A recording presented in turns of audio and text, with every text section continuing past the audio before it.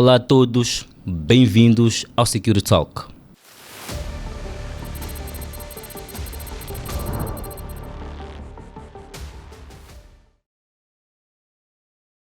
Hoje vamos falar de um tema que toca diretamente à vida do cidadão comum, que é, portanto, a digitalização do Estado. Do BI ao pagamento de taxas, da educação à saúde, cada vez mais serviços precisam ou dependem das tecnologias. Mas será que estão seguros? Estão conectados? E como garantir que ninguém fica para trás?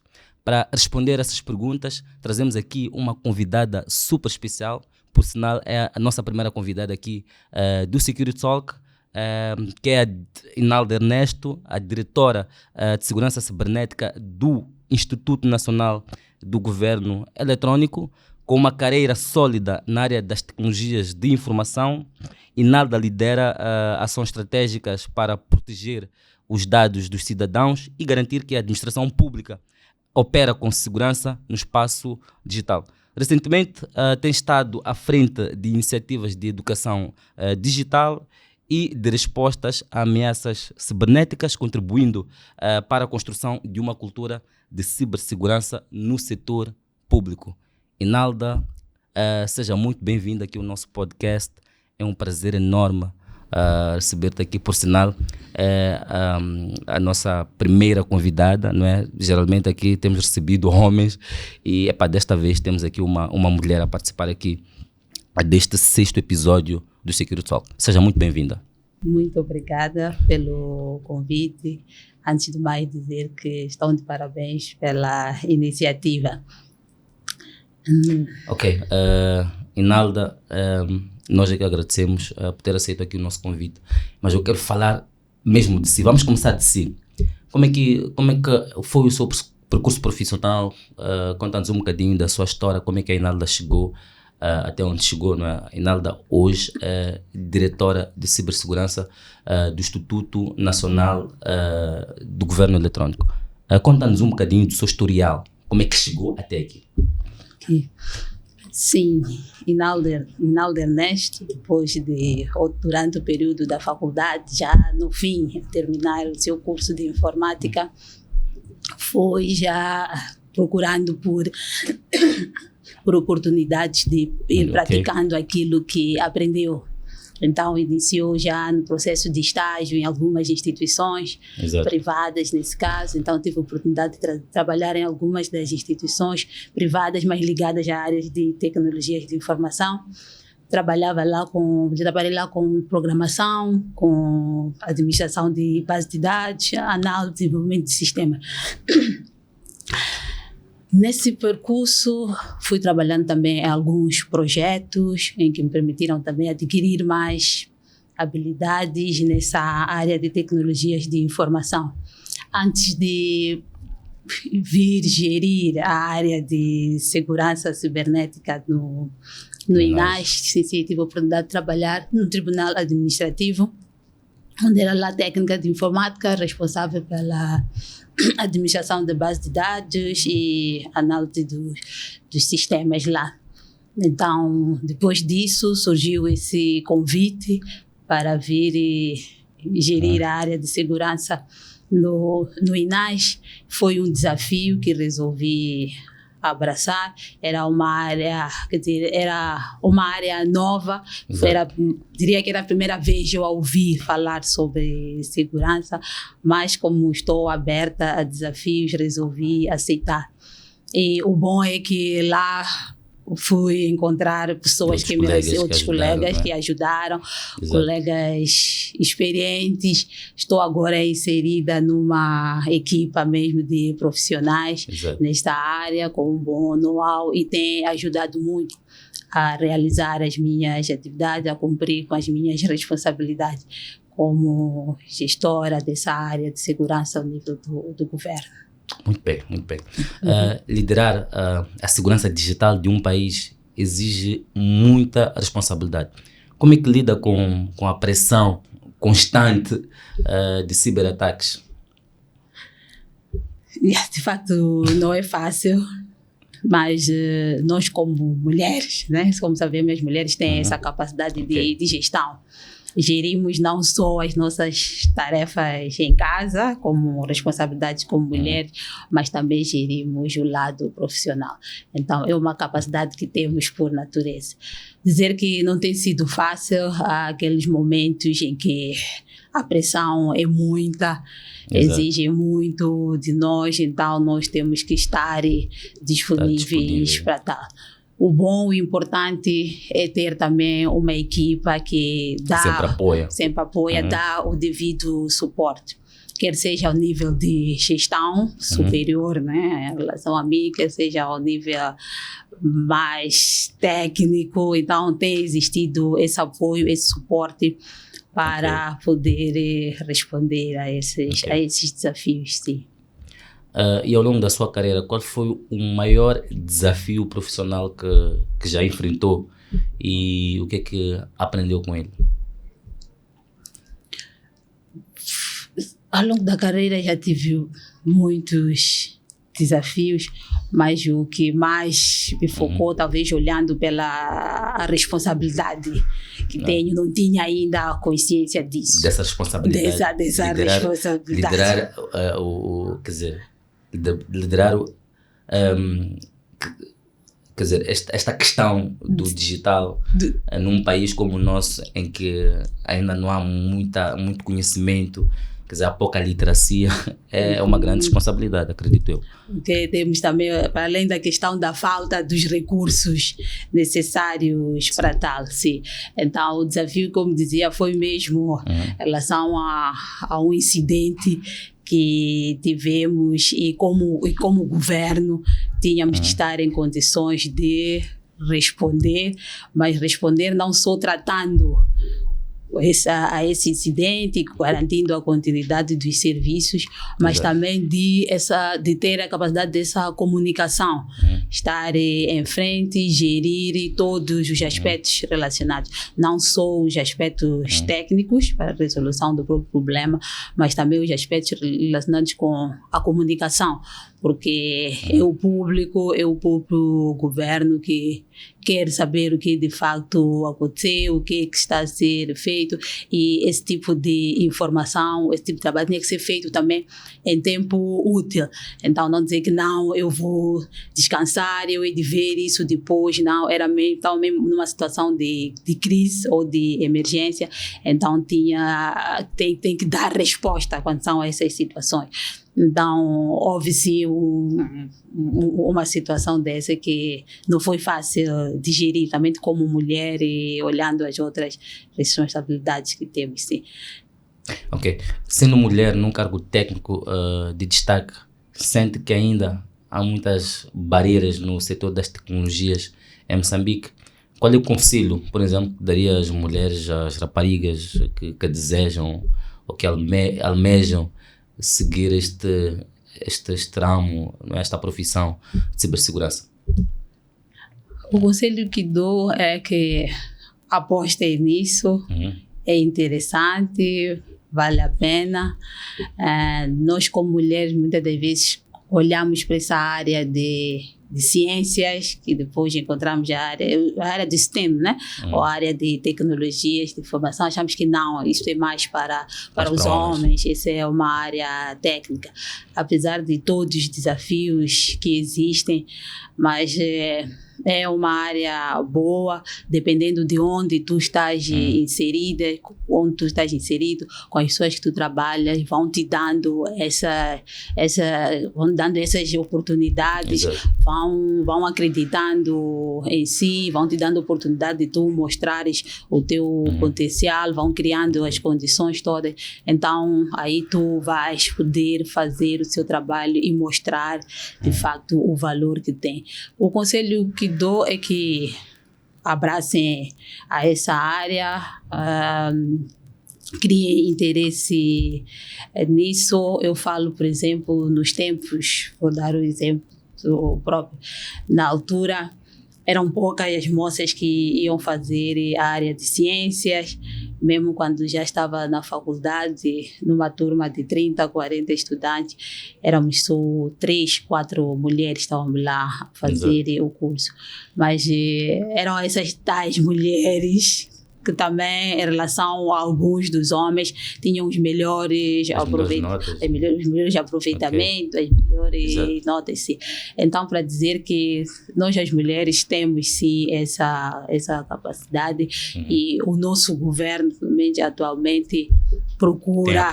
Tem apostado nas mulheres, tem criado condições de modo a criar mais inclusão das mulheres nestas áreas ligadas a tecnologias de informação e comunicação. Então, dizer que temos que aproveitar esse espaço que nos é dado como mulheres, sim. Bom, o tema deste podcast é modernização digital do Estado. Segurança, transformação e conectividade. E, portanto, nós estamos a falar aqui, neste episódio, do papel do INAGE na construção de uma administração pública mais segura e digitalmente integrada. Portanto, penso que agora podemos entrar para o cerne da questão, né, focar mais no nosso tema central, que é a digitalização. Todos os dias, o cidadão comum, quando vai tratar lá o BI, sempre exigem lá alguma documentação, que é o BI, né, que eu falei agora. Depois tem número de telefone, tem outros dados. Dados pessoais. Será que... Dados pessoais, como referiu. Será que estes dados estão mesmo seguros? é uma pergunta meio provocadora. Será que estão seguros? Estão seguros, sim. Obrigada. Sim, antes de dizer que, como o INAS, que é o Instituto Nacional de Governo Eletrônico, é uma entidade pública. Exato. Que tem a responsabilidade de prestar os serviços, ou melhor, contribuir para a modernização do Estado, através da implementação de serviços digitais. Exato. Para facilitar essa interação entre o cidadão e o Estado. E dentro dessa responsabilidade de garantir esses serviços digitais, tem também a responsabilidade de garantir a segurança desses serviços que ele fornece ao Estado. Não só dos serviços, mas também da infraestrutura onde são hospedados esses serviços, da infraestrutura onde, por exemplo, trafegam esses dados. Falo da rede do governo, que é a responsabilidade do INAS gerir a rede do governo, a GovNet.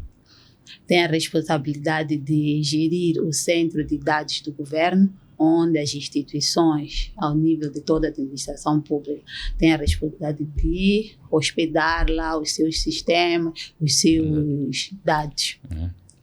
Então, tendo essa responsabilidade de fornecer esses serviços digitais a toda a administração pública e, consequentemente, garantir a segurança dessas plataformas, desses sistemas, então, tem criado condições para que, de facto, isso aconteça, para que, de facto, esses sistemas que são geridos pelo INAS, essa infraestrutura, estejam, de facto, seguros.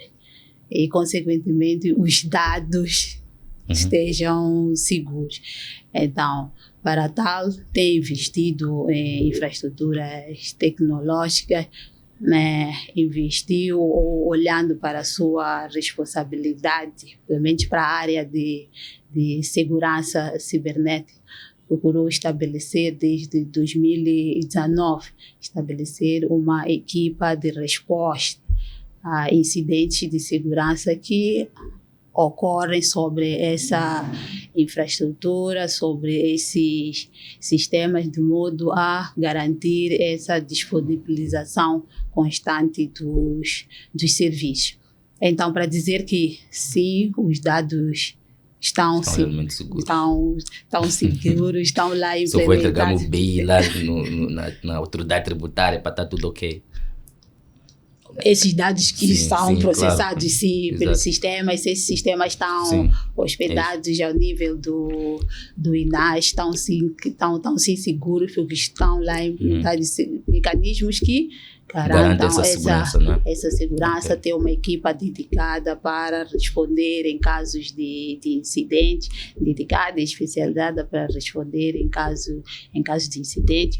O próprio INAS também tem trabalhado para a consciencialização dos funcionários, nesse caso dos funcionários públicos, para que ao usarem esses serviços digitais, ao aceder a essas tecnologias, esse acesso esteja feito de modo consciente dos perigos que existem e qual deve ser o seu comportamento, por forma a evitar situações ou incidentes que afetem a segurança desses mesmos dados. Então, são essas ações que os INAS têm desenvolvido, têm feito para garantir que, de fato, esses dados que são lhes confiados para serem armazenados, para serem processados, de fato, estejam seguros. Para dizer que estão seguros. Mas gostei da resposta. Essa é a segunda vez que eu faço essa questão à doutora Inalda, porque recentemente estivemos juntos num workshop de segurança e resiliência nas telecomunicações, um evento que foi organizado pelo INCM. Então, quando a doutora estava ali a falar, eu acabei fazendo essa pergunta, não é? Estou a repetir aqui, porque eu penso que é uma pergunta uma pergunta que é extremamente importante, não é? Porque nós vamos para um ministério, vamos para outro, passamos de ministério a ministério, sempre nos exigem um BI ali, uma fotocópia de BI. Então, o cidadão tem que saber se de fato se entrega um BI lá naquele ministério, depois vai para outro ministério, também exigem BI, mas por que tu a dá-me o BI ali, depois ali, não sei. Então, há uma necessidade de haver uma resposta, não é? Sobre estes casos. Doutora, os sistemas do Estado alguma vez, não é, já sofreram um ataque cibernético? O que é que acontece, por exemplo, quando um hacker tenta invadir um sistema público? Sim, de facto estamos todos sujeitos a ataques cibernéticos, sim, para dizer que podem sim acontecer, independentemente se temos os melhores sistemas implementados ou não. Então dizia que sim, já sofremos um ataque,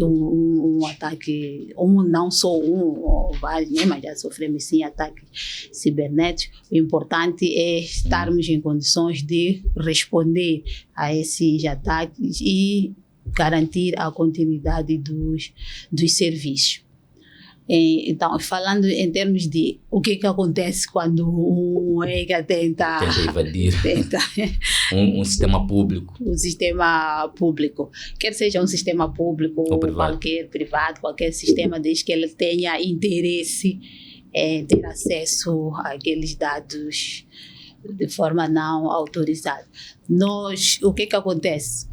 Para o caso dos sistemas públicos, olhando também que tratam-se de sistemas críticos, é necessário que estejam ali implementados mecanismos de segurança que garantam a proteção desse sistema.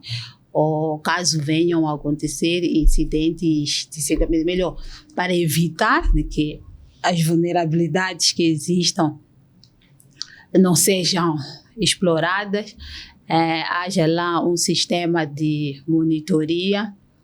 Então, quando um hacker tenta aceder a um sistema público, se temos um sistema de monitoria implementado, há essa necessidade de ter para percebermos o que de fato acontece ao nível da nossa infraestrutura. Então, se temos um hacker que tenta aceder ou atacar a um sistema público, esses sistemas de monitoria é quem nos alertam.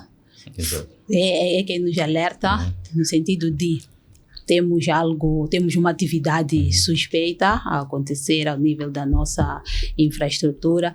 Então, a equipa responsável, os analistas de incidentes, os analistas de segurança, detectam essa... Já estão ali prontos para dar uma rápida resposta. Estão ali prontos para fazer essa análise desta ameaça que foi detectada ali e tomar as devidas ações. Então, esses sistemas permitem registrar. Exato. Se é um acesso indevido, um acesso SSH, qual é esse IP, de onde é que vem esse ataque, que tipo de tentativa esse utilizador está a tentar fazer sobre o sistema. Então, o que é feito é uma análise sobre essa informação e se é algo suspeito, procura-se bloquear. Tem aqueles sistemas que fazem também o bloqueio de forma automática, dependendo do que está implementado para que possa ser feito isso. Então, há esse bloqueio, se há necessidade de interromper-se o serviço ou não, porque eu posso bloquear, mas continuar o serviço disponível, mas dependendo da dimensão, eu posso isolar e procurar restaurar os serviços. Então, para dizer que quando temos uma situação dessas, nós temos que ter sistemas que permitem fazer essa detenção e essa resposta para esses casos, se faz um bloqueio ou não, para uma posterior análise. Então, nós para isso, ao nível do INAS, nós temos sistemas que permitem fazer isso e tomar uma certa ação em relação quando estamos perante a essas situações. Mas tem aqueles casos que acabam sendo, ou acabam acontecendo o incidente. Então, nós como INAS temos um plano de resposta a incidentes, procuramos acionar esse plano onde já vem definido qual o protocolo seguir, se estamos perante este ou aquele tipo de ataque e darmos resposta a esses casos, sim. Ok. E no âmbito da transformação digital, poderia dar exemplos concretos de serviços públicos que hoje funcionam melhor graças à tecnologia? Sim. Não temos sim serviços. Falo, por exemplo, serviços ao nível da migração. Eu posso, se eu quero tratar o passaporte, eu posso fazer, por exemplo, o agendamento online. Não preciso me dirigir para lá para ir fazer esse agendamento. Mesmo a questão das cartas de condução, eu se quero fazer uma renovação, então já é possível também eu aceder a esse serviço online, fazer a renovação e só depois dirigir-me para lá para a captura dos dados. E no futuro, esses serviços, vamos já ver, estão ainda isolados, mas o INAS, como a entidade responsável por prestar esses serviços de governo eletrônico, está a trabalhar no desenvolvimento do portal, em que o cidadão pode se aceder de forma online. Temos exemplos concretos. Temos o exemplo da migração para o tratamento de passaporte, eu posso fazer o agendamento. Temos serviço também mesmo para o caso de BIs, é possível fazer agendamentos online. Temos também para o caso de registros e notariados, a questão de renovação das cartas. Então, são alguns dos serviços que já existem online. É possível o cidadão ter acesso apenas aos passos iniciais, só a posterior dirigir-se à instituição para, talvez, captura daqueles dados físicos para os documentos que precisa. Então, mas como o INAS já está a trabalhar no desenvolvimento do portal do cidadão, que será uma porta de entrada para o cidadão ter acesso a todos esses serviços, em que estarão todos eles concentrados num único ponto. Então, o cidadão já não precisa dirigir-se a essa ou aquela instituição para solicitar aquele serviço. Então, poderá fazer nesse portal do cidadão, onde terão inicialmente estão lá alguns serviços básicos por exemplo, para tratamento de BI, consulta desta, aquela informação, mas a perspectiva é que todos esses serviços estejam lá integrados. Para além do portal do cidadão, o INAS também está a trabalhar na plataforma de interoperabilidade para permitir que o cidadão, ao disponibilizar dados, como explicou da outra vez, que eu vou a essa instituição, apresento o BI, fazem cópia, colhem esses meus dados. Vou numa outra instituição, a mesma documentação. Existe a mesma documentação, Exato. mas é o mesmo Estado, porque isso sim. De facto, o INAGE tem essa responsabilidade, está trabalhando nisso, que é na plataforma de interoperabilidade, para permitir que esses sistemas todos do Estado que recolhem esses dados possam se comunicar, entre si. E esses dados são recolhidos uma vez para ser usado para todos os fins necessários.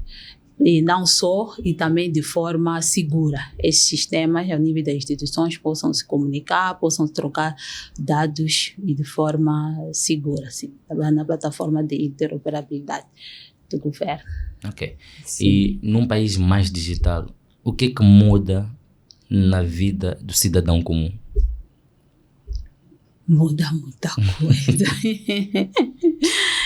Sim, no país vai dar, o que muda? Muita coisa. O cidadão já não tem que se dirigir, por exemplo, para ter acesso a um e outro serviço, se esse serviço já está disponibilizado de forma digital. Então, muda a forma como as pessoas se comunicam, quer seja a interação com o Estado. Como dizia, já não tem que se dirigir a essas instituições, mas terá ali um ponto de contato para todos os serviços que são oferecidos pelo Estado. Logo, reduzimos aquela questão das filas, já temos os sistemas que se comunicam entre si, vamos reduzir também a burocracia, aquele tempo que a pessoa tem em se deslocar para tratar aquele assunto. Um país mais digital, reduzimos, por exemplo, o uso de papel. Cambia a fazer requerimento, dar entrada ali, dar entrada acolá. Então, um país mais digital já permite o teletrabalho, eu já não preciso sair de casa. Pode fazer uma reunião online. Online, sim, estando mesmo em casa. Mesmo em termos de educação, já temos o ensino à distância, eu não tenho que estar lá presencialmente. Um exemplo desse foi quando tivemos a situação do Covid. Então, foram essas tecnologias digitais, a disponibilização desses serviços digitais que permitiram essa continuidade, embora de modo diferente, mas as atividades que já desenvolvíamos de uma outra forma, mas conseguimos dar continuidade às atividades que já realizamos. Então, mais para dizer que muda, sim, muito na vida do cidadão, mas, contudo, há necessidade de garantir infraestruturas robustas, de modo que as infraestruturas tecnológicas robustas, de modo que esses serviços que passaram a ser disponibilizados de forma digital estejam disponíveis, porque senão estamos no mundo digital, num país digital, mas não consigo ter acesso a essas plataformas digitais. Então, há necessidade de criar-se essas condições, esse investimento em infraestruturas seguras e resilientes. Há necessidade de termos também pessoas capacitadas e dedicadas para responder em casos de alguma falha desses mesmos sistemas digitais que nós oferecemos ao nosso cidadão para melhorar a sua vida. Não vai dizer que nada melhorou. Tem que ter ali o digital, mas nunca está disponível. Então, há necessidade de se garantir essas condições todas para que o próprio cidadão continue a se beneficiar dessa digitalização. Porque tem que vir ou vem para facilitar a vida, a comunicação entre as pessoas. Sim, sim. O cidadão tem direito de saber como é que os seus dados são tratados pelo Estado. E se esse cidadão sentir que houve alguma violação, a quem pode recorrer para reclamar os seus direitos, por exemplo? Sim, sim. De fato, todo cidadão tem direito de saber esses dados que eu forneço, principalmente os meus dados pessoais. Como é que eu estou a fornecer a uma certa instituição? Como é que esses dados estão a ser processados? Primeiro, estão a ser usados para quê? Como é que estão a ser processados, exato, armazenados e tudo mais. Contudo, caso verifique que esses dados que eu forneci amanhã estão a ser usados não sei aonde, quer dizer, houve essa violação, se houve disponibilização, quer seja na internet ou alguma plataforma, mas são os dados que eu forneci a essa entidade e hoje estão. Então houve aqui uma violação do uso dos meus dados. Tem ou deve-se existir mecanismos que possam gerir essas situações ou regular ou penalizar essas instituições que não cumpriram com as regras ou os princípios relacionados com a proteção de dados. De fato, tem o direito de saber e reclamar, mas para tal é necessário que essa questão de proteção dos dados esteja regular. Temos que ter uma base legal, um instrumento, porque é aquilo que dizem, se algo não está regulado, você sei bem por aí, se não está regulado, tipo, como um crime, ou prescrito como um crime, então aquilo que eu for a cometer não é um crime, não está errado. Então, para dizer que há necessidade, de facto, termos uma regulação, uma lei que regula essas questões. Mas ao nível da administração pública, os documentos que existem já fazem menção a isso, pelo menos a proteção dos dados. Contudo, há necessidade de ter-se uma lei específica que vai definir como esses dados devem ser, e quem é que pode solicitar esses meus dados, como esses dados podem ser processados, armazenados, quais são os direitos e deveres, tanto da pessoa que fornece os seus dados, assim como da entidade que solicita esse dado. E ao nível do país, em relação a essa questão da lei de proteção de dados, é uma matéria que ainda está no processo de elaboração pela entidade reguladora das TICs, que é o INTIC. Então, não podemos dizer que, não tem ainda como exigir, se nos casos em que há uma violação dos dados, porque ainda não temos não tem onde reclamar. Onde reclamar um regulamento que gere isso. Contudo, o país ratificou, está preocupado sim com essas matérias, tanto que ratificou a Convenção de Malabos, que fala sobre a cibersegurança e a proteção de dados pessoais. Então, este instrumento vai permite que o país use esse instrumento como base para produzir outra legislação que regule essas matérias, tanto a cibersegurança, a segurança cibernética e a proteção de dados. Mas dizer que ao nível do governo está ainda em processo de elaboração, ainda não foi aprovado, tanto a lei de segurança cibernética, assim como a lei de proteção dos dados. Sim. Ok. E como é que nós podemos educar o cidadão, especialmente os mais jovens, a usar a internet de forma mais segura? Será que o INAGE tem tomado ações nesse sentido? Sim. Nós podemos e devemos principalmente neste mundo cada vez mais mais digitalizado, mais informatizado. E quem tem acesso a essas tecnologias são cada vez mais jovens, crianças, que têm acesso a essas tecnologias.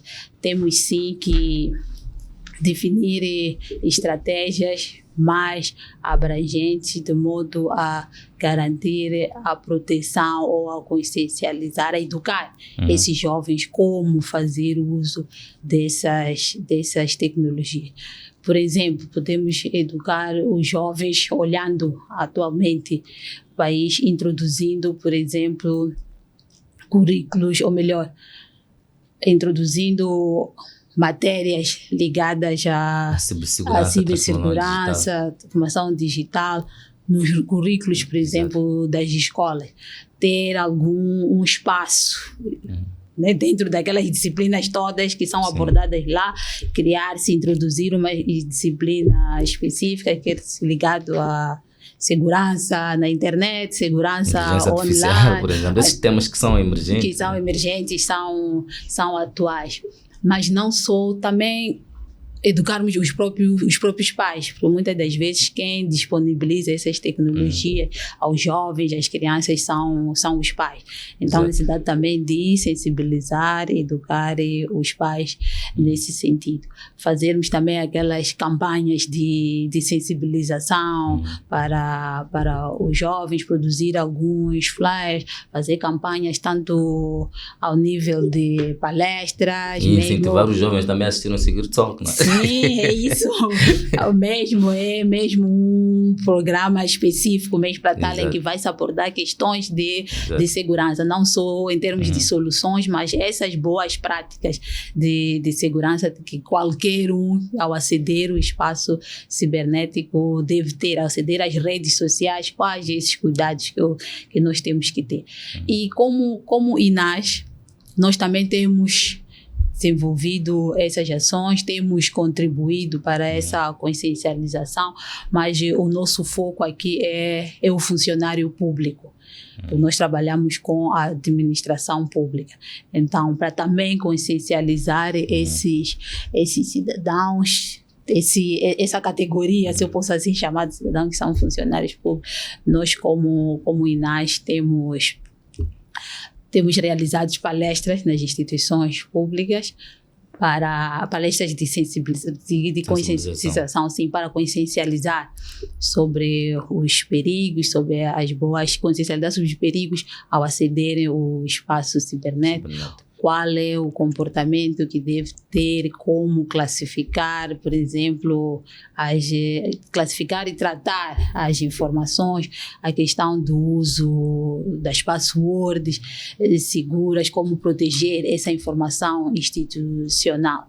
Temos feito também, por exemplo, temos lançado campanhas de phishing para mostrar a eles casos concretos de como, de facto, esse tipo de ataque acontece. Existem ferramentas que permitem tu lançares uma campanha para depois, no fim, tu colheres esses dados, quais foram aqueles funcionários que não estão conscientes, caíram no tal teste, e eu poder ter estatísticas de que, ok, nessa instituição o nível de consciencialização é esse, então há essa necessidade de ir se consciencializar sobre essas matérias.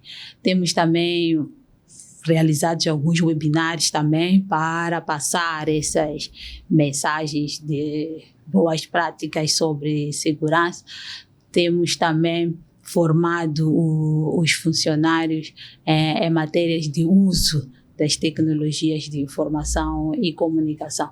Então, são essas, entre várias outras atividades que o INAS tem desenvolvido para consciencializar esse grupo de cidadãos sobre os perigos que podem estar associados ao acederem ao espaço cibernético e quais os cuidados que devem ter, sim, quando estão perante isso, sim. Doutora, que conselho final deixa aos jovens, não é, que queiram seguir essa carreira, não é, de segurança cibernética, de tecnologias de informação e comunicação? E, principalmente para as mulheres, não é, que se calhar tenham receio ou acham que, aliás, ou que podem enfrentar desafios ou no sentido de acharem, né, os seus colegas acharem que aquele trabalho não é para elas, é só para homens. Então, Sim. quais são os conselhos que diria a esses jovens ou a essas jovens que queiram engrenar nessa carreira das tecnologias em Moçambique? Sim, o conselho que deixo é que a era atual é a era digital, já não há isso de que eu quero seguir esse curso de letras, ciências e não quero a área de tecnologia que fiquem só para os homens, não. Somos todos convidados para dar o nosso contributo nessa área, nessas matérias.